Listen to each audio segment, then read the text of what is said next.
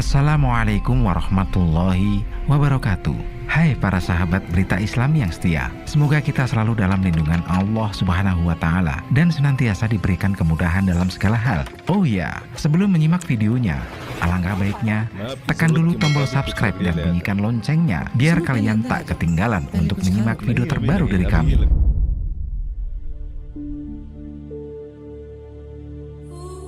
Kali ini berita Islami akan membahas tentang kisah malaikat Jibril menyumpal mulut Fir'aun di akhir hayatnya. Panjang lebar Al-Quran mengisahkan sosok Fir'aun, sikap berlebihan, kekejaman, tirani, dan penentangannya terhadap kebenaran. Al-Quran juga mengabarkan bagaimana Allah menurunkan azab pedih kepadanya dan bala tentaranya. Azab itu berupa penenggelaman dan pembinasaan. Saat Allah menurunkan azab itu, rupanya malaikat Jibril hadir menyaksikan. Karenanya, penghulu para malaikat itu mengisahkan kepada Nabi Muhammad SAW bahwa sewaktu Fir'aun ditenggelamkan dan mengucapkan, "Aku beriman bahwa tiada Tuhan selain yang diimani oleh kaum Bani Israel." Jibril langsung menyumpal mulut Fir'aun dengan tanah dari dasar lautan. Tujuannya agar raja kejam itu tidak mengucapkan kalimat tauhid, La ilaha illallah. Sebab jika mengucapkannya, Jibril takut Fir'aun diliputi rahmat Allah dan taubatnya diterima. Hal itu sebagaimana yang diriwayatkan oleh Al-Tirmizi dari Ibnu Abbas. Dalam riwayat tersebut, Nabi SAW menuturkan, sewaktu Allah menenggelamkan Fir'aun, ia mengucapkan, "Aku beriman bahwa tiada Tuhan kecuali yang diimani kaum Bani Israel."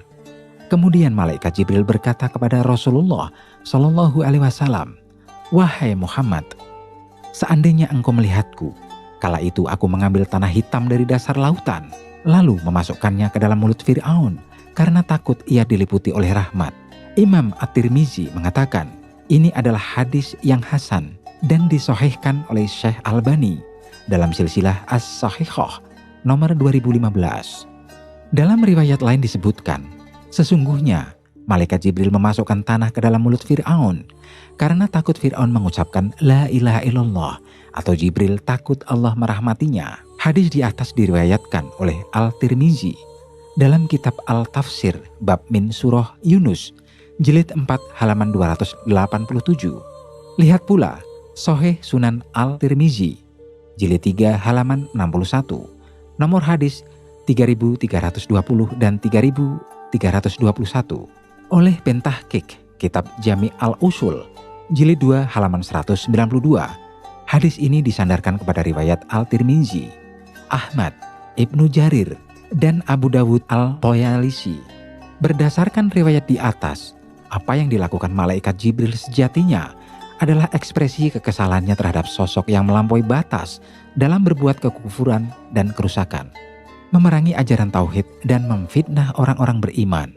Mengapa malaikat Jibril tak menginginkan Allah merahmati dan mengampuni Fir'aun? Jawabannya, karena Fir'aun adalah sosok yang melampaui batas hingga Nabi Musa alaihissalam habis kesabaran dan pernah berdoa agar hatinya dan hati bala tentaranya dikunci mati, hartanya dibinasakan, dan mereka tidak beriman hingga melihat siksaan yang pedih.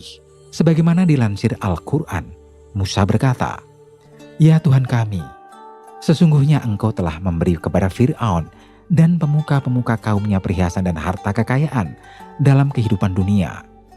Ya Tuhan kami, akibatnya mereka menyesatkan dari jalan Engkau. Ya Tuhan kami, binasakanlah harta benda mereka dan kunci matilah hati mereka." Maka mereka tidak beriman sehingga mereka melihat siksaan yang pedih.